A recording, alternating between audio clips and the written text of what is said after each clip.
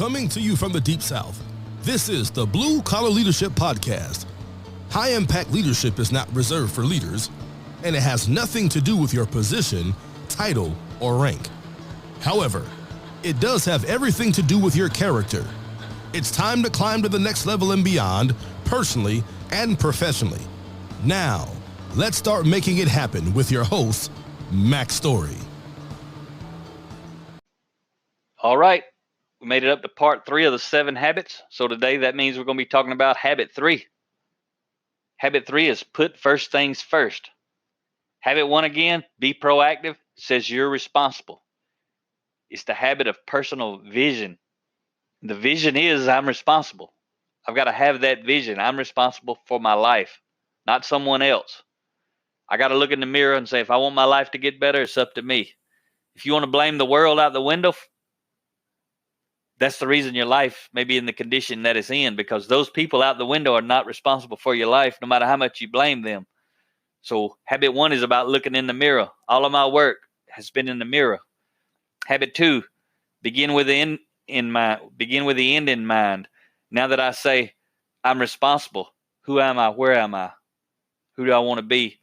Where do I want to be? I got to close that gap. Now that's the success gap. How do I do it?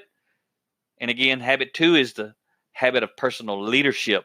I've got to lead my life well, meaning I got to set the direction and figure out how to get there. How do I get there? Habit 3, I've got to put first things first. It sounds like common sense, but trust me, it's not common sense. And see, if I decide, and I used to do this, I come home, I'd watch TV. I come home, I drink beer. I come home, drink beer, and watch TV, right? Is that going to move me in the right direction? Back then, I didn't have a direction. I went to work, made money, went home, did nothing. Get up, go to work, make money, go home, do nothing. Rest, go back to work. I worked hard. I worked 10, 12, 14, 16 hours a day. Most hours I ever worked in a day was about 26 hours or something like that. And a lot of times when you get home, you want to rest. And that's okay. You need to have recreation or recreation when you need it. But anything in excess is not needed. A lot of people go home and watch TV for 4 hours. And I'm not saying you got to give up TV. You got to decide what you have to do. But what you have to do is figure out how to close that gap. And the way you do it is you have to be disciplined. That's habit 1, says I'm responsible. I've got to have the discipline to put first things first. So how do you figure it out? I'm going to tell you what Dr. Covey teaches, the time management matrix. But the key is you can't manage time. So many people out there say, oh, I need time management. I need to work on time management. No, you don't. You can't manage time. You can't. I can't. Nobody else can. All you can do is lead yourself well within time. Kind of cool, ain't it? Everything is leadership. Time management is personal leadership. What you do with your time is personal management. And that's what habit 3 is about, managing yourself within time. So imagine if you got time to draw this or come back and listen to it later, draw you a big square. And then right down the center, put a big crosshair in there like on a rifle scope. Now you got four squares, the one big square. Now you've turned it into 4 squares, smaller squares. The top left is quadrant 1. Everything in that quadrant is important and urgent. Quadrant 2 is the top right. Everything that goes in that quadrant is important, but not urgent. The bottom left is urgent, but it's not important. The bottom right, it's not important, and it's not urgent. Because, see, people like to say, I'm so busy, I don't have time to do anything else. Well, guess what you got to do? You got to get rid of the stuff that's down there in quadrant 4. It's not important and not urgent. If you don't know where you're going, though, you can't prioritize the things to go in this box. So that's why habit 2 is so important. You got to figure out, where are you going? And now, once you figure that out, now you can categorize everything, and you can do the right things or the wrong things. You do the right things, you're moving in the right directions. You do the wrong things, you're moving in the opposite direction. It's just a choice. It's that simple to lead ourselves well. So we assume if you're serious, you give up the things that are in the bottom right quadrant. Not important, not urgent. That's TV, wasting time, wasting money, playing games. You decide what it is. You figure out what you do with your time and figure out where it goes in this box. A lot of times people get tangled up on number 3, the bottom left quadrant. Not important, but it's urgent. What that means is usually somebody else wants you to do something. And if it's not in alignment with where you're going and who you want to become, that's also a waste. So you got to figure out how to say no. And the way you say no is to have a strong yes burning on the inside. And you can't do that without habit 2, beginning with the end in mind. See how these start to come together. These first 3 habits are the private victory. That's what's got to happen on the inside. It's all about, it's between you and you. Quadrant 2, top right, those things are important, but they're not urgent. You've got to act on them. If you're listening to this podcast, you're doing something that's important, but it's not urgent. So you're doing really outstanding when you're listening to this or any other podcast or reading books, anything that's positive, personal growth, leadership development. Quadrant 1, urgent and important, top left, you have to do those things. They act on you. You don't have a choice. If it's at work, you got to do those things, or you get fired and they find somebody else that has to do those things. It's just the way it is. Most people go from the top left quadrant 1 to the bottom right quadrant 4. They are so strung out, wide open, whirlwind, tornado, whatever you want to call it, in the top left quadrant, firefighting, all this stuff, never-ending problems. When they get a breather, they go down to quadrant 4 and take a breath and wait for the next big wave in quadrant 1 to hit them. Back and forth, back and forth. So people say, if I'm always in quadrant 1, how do I get time for quadrant 2? Because everything that's going to move you in the right direction is in quadrant 2 for the most part.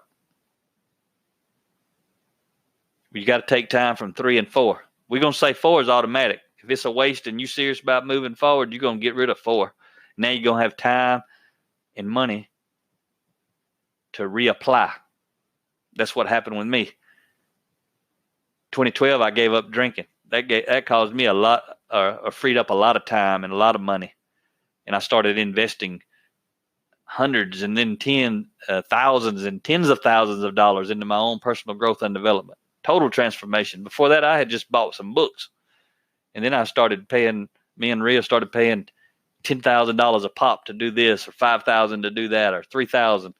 And we were serious about these 3 habits, saying I'm responsible. I'm beginning with the end in mind. What do we need to do now? We need to go get this training. And we started paying for it. You may not have the ambitions that we have. You just may want to simply start getting better, which is what I started doing in 2008. For 4 years, I just read books and didn't spend a lot of money and didn't worry about helping the rest of the world. I was really focused on me, and then I started applying it to these teams I was leading. So you got to figure out how to get more time in quadrant 2. When you get into quadrant 2, over time, you're going to free up quadrant 1. I used to be fighting fires all the time, quadrant 1. Now I live my life in quadrant 2. Pretty much 90% plus of my life's in quadrant 2. I don't have any quadrant 1 stuff. I don't have to do things I don't want to do anymore. I set my schedule. I decide what I'm doing and where I'm going. Before I had these first 3 habits, when I worked in the blue-collar workforce, I would do any job anybody wanted me to do. Why?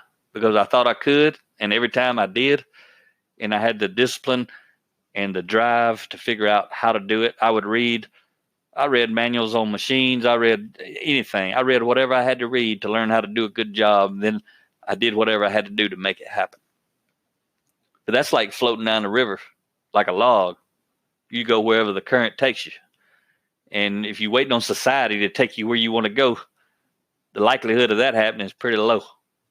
So I eventually, after reading these 7 habits, I got very focused about I'm going to go where I want to go. And it happened to be upstream.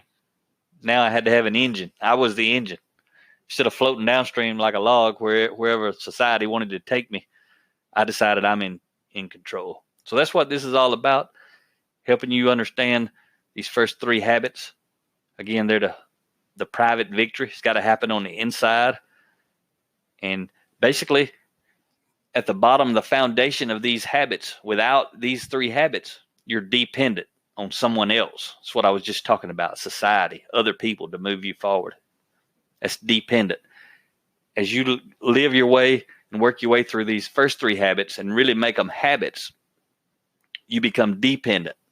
You don't need other people. You lead your own life. You get where you want to go based on who you are.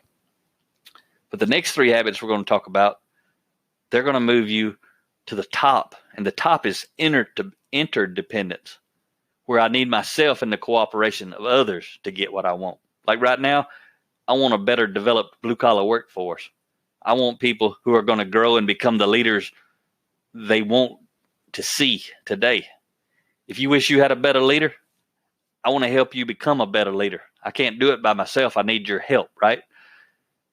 You can't do it by yourself. You might need my help and the help of many other people who do the same thing that I do. And all other kind of people who do different things than I do. So that's where interdependence comes from, working effectively with other people. So the first 3 habits moves you from dependence to independence. And then the next 3 habits are going to move you from dependence to interdependence.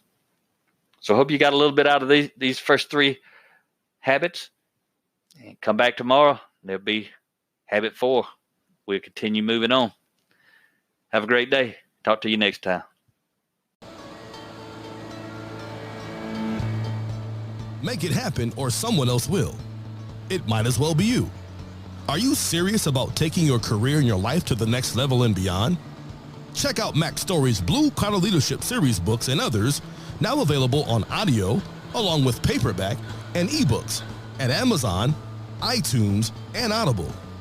Please visit bluecollarleadership.com to learn about Mac's books, programs, special offers, certifications, and more.